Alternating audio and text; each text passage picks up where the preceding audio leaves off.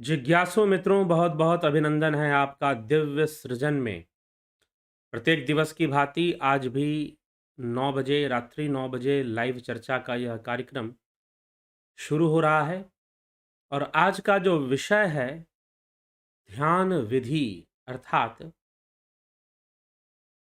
आदि गुरु शंकराचार्य विवेक चूड़ामणि में ध्यान विधि की चर्चा करते हैं। ध्यान विधि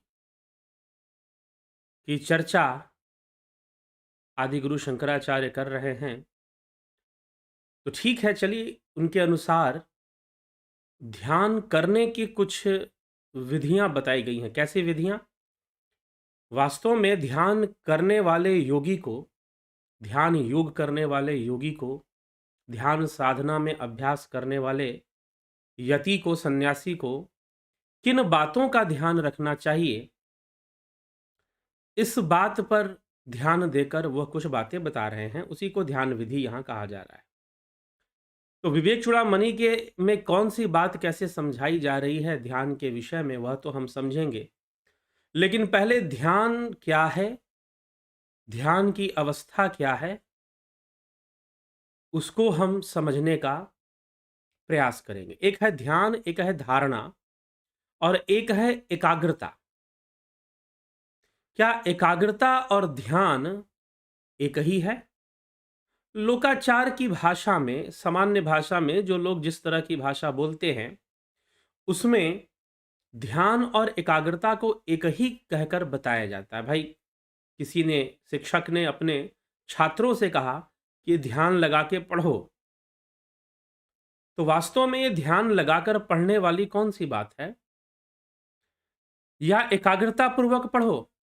उनके कहने का मतलब है एकाग्रता पूर्वक ही पढ़ो, परंतु उन्होंने कहा कि ध्यान लगा के पढ़ो। तो क्या ध्यान और एकाग्रता एक ही विषय है? क्या ध्यान और एकाग्रता एक ही है या अलग अलग चीजें हैं? इस पर भी चर्चा करेंगे। ध्यान कैसी अवस्था है, कैसे यह अवस्था बनती है, उसको भी समझेंगे। और फिर आदि गुरु शंकराचार्य विवेक चूड़ामणि के अपने इस आध्यात्मिक साहित्य में क्या कहते हैं ध्यान लगाने वालों के लिए, या फिर ध्यान करना की जो इच्छा रखते हैं, जो निर्विकल्प समाधि तक पहुंचना चाहते हैं, उन्हें ध्यान करना चाहिए, या वो पहले ही समझा चुके हैं। उन्हें वैराग्य का सहारा लेना चाहिए और ध्यान योग का अभ्यास करना चाहिए, ये पहले ही समझा चुके हैं। लेकिन अब वो बताएंगे कि ध्यान किस प्रकार से करना चाहिए, किन बातों का ध्यान रखना चाहिए। लेकिन उससे पूर्व ध्यान की अवस्था कैसे बनती है, इसको समझ लिया जाए, क्योंकि वो उसमें नहीं बताया गया। तो ध्यान वास्तव में महर्षि पतंजलि के अनुसार, और अभी पीछे जो हमने निधि ध्यासन आदि पे चर्चा सुनी, उसके अनुसार भी एक ही भाव हो जाना ही ध्यान है, एक वृत्ति हो जाना ही ध्यान है। एक वृत्ति में आप चले जाएं तो वह ध्यान की अवस्था है, और धारणा उससे पूर्व है। धारणा मतलब किसी एक वृत्ति को धारण करना, किसी एक भाव को धारण करना और अपने चित्त को उसी भाव में नित्य लगाए रखना, वहां से हटने नहीं देना, यह धारणा है। एक ही भाव में चित्त को हमेशा लगाए रखना, लगाए रखने का प्रयास करना और लगाना, यहां पर धारणा में कर्म का भाव है। धारणा में करना है, कुछ आपको लगाना है, लेकिन ध्यान में कुछ लगाना नहीं है। अपने आप ही हमारा चित्त जो है, धारणा के अभ्यास से परिपक्व होकर, धारणा के अभ्यास से परिपक्व होकर हमारा चित्त स्वतः ही एक वृत्ति हो जाएगा, स्वतः ही एक ही भाव हो जाएगा। और जब वैसी अवस्था बन जाएगी, जब एक वृत्ति या एक ही भाव होने की अवस्था बन जाएगी, तो समझो कि ध्यान हुआ। अपने आप चित्त एक वृत्ति वाली अवस्था में पहुंच जाएगा, फिर लगाना नहीं पड़ेगा, वो अपने आप एक ही वृत्ति का प्रवाह होता रहेगा, दूसरी वृत्ति प्रवेश ही नहीं कर पाएगी। ऐसी अवस्था अपने आप बन जाएगी, तो वह ध्यान होगा। और उस अवस्था में, उस एक वृत्ति में ही, उस एक भाव में ही हमारी संपूर्ण ऊर्जा, हमारी संपूर्ण प्राण शक्ति उसी एक भाव में समाहित होने लगेगी। समाहित होने लगेगी तो वह एक भाव अद्भुत शक्ति को पैदा करेगा और इसी से योगी के अंदर सिद्धियों का विकास हो जाता है। बिल्कुल वैसे जैसे कि अगर कोई मैग्नीफाइंग ग्लास आवर्धक लेंस अगर आप लें, उसे सूर्य की किरणों के में रख दें, तो वह कुछ सूर्य की किरणों को इकट्ठा कर कर एक पॉइंट पर एकाग्र कर देगी। मतलब बहुत सारी किरणों को वो एक रूप में परिवर्तित कर देगी। मतलब सारी ऊर्जा जो बिखरी हुई थी उसने उसने इकट्ठा कर दिया, उसे एक रेज में कन्वर्ट कर दिया।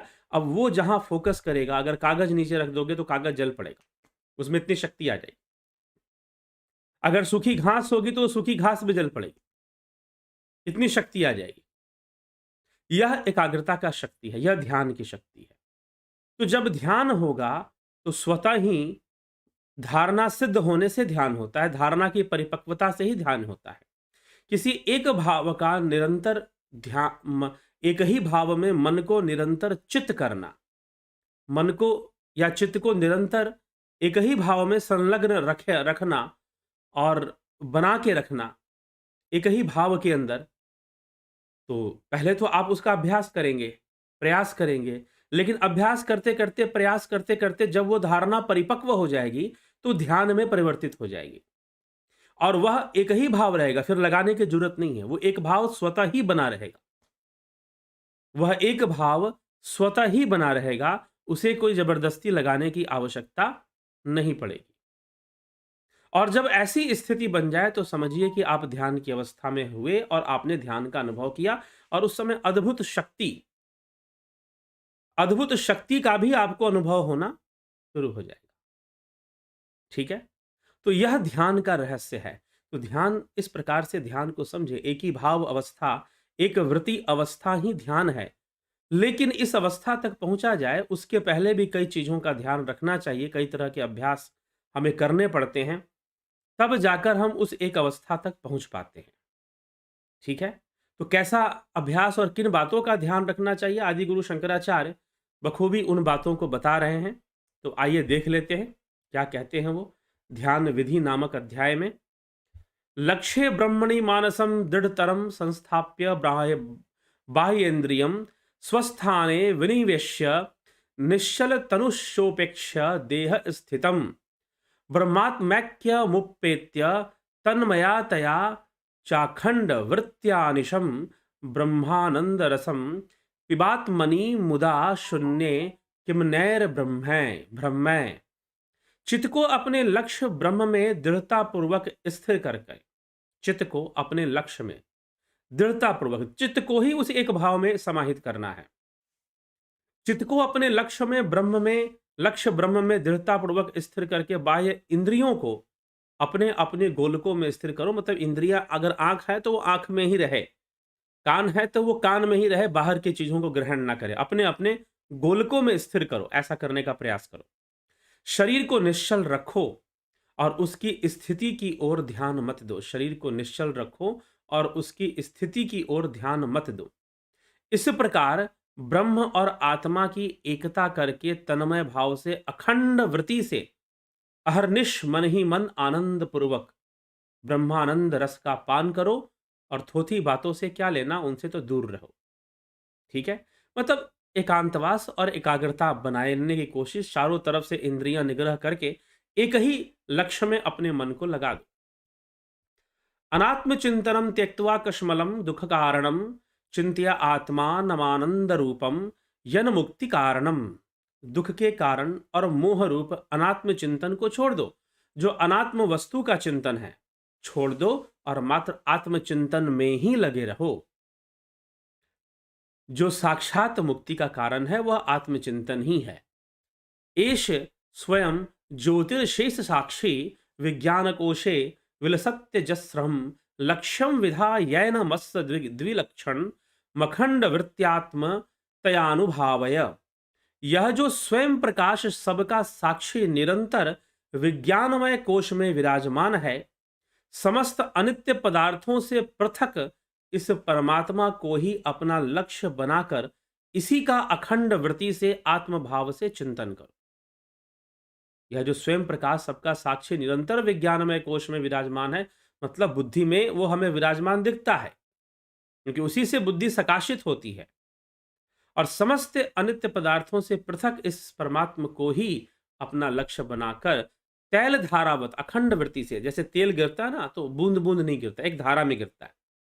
पानी बूंद बूंद गिरेगा, लेकिन तेल तो धीरे धीरे गिरेगा। ठीक है, एक एक धारा में ही गिरेगा, अखंड वृत्ति में गिरेगा। वैसे ही तुम ध्यान करो। एतमिच्छन्या वृत्त्या प्रत्यांतर शून्यया उल्लेख्य अन्विजानी यात स्वस्वरूपतया स्फुटम। अन्य प्रतीतियों से रहित अखंड वृत्ति से इस एक ही का चिंतन करते हुए योगी इसी को स्पष्टता अपना स्वरूप जाने। एक ही वृत्ति को अपना स्वरूप समझकर पहले एक ही वृत्ति को स्थापित करो, एक वृत्ति रूप हो जाओ, और फिर अंत में जब समाधि घटित होगी, ध्यान के बाद समाधि, तो वहां एक वृत्ति भी नहीं रहेगी, ऐसा बताया गया है। यह एक वृत्ति ध्यान की अवस्था में रहेगी, ध्यान के बाद नहीं रहेगी। लेकिन प्रथम में उस एक वृत्ति को ही सब कुछ मानकर उसमें अपने आप को समाहित करना होगा। अन्य प्रतीतियों से रहित अखंड वृत्ति से इस एक ही का चिंतन करते हुए योगी इसी की स्पष्टता अपने स्वरूप को जाने। अन्नात्मत्वम दृढ़ी कुर्वन्न हमादिषु संत्यजन उदासीनतया तेषु तिष्ठेद घटपटादिवत।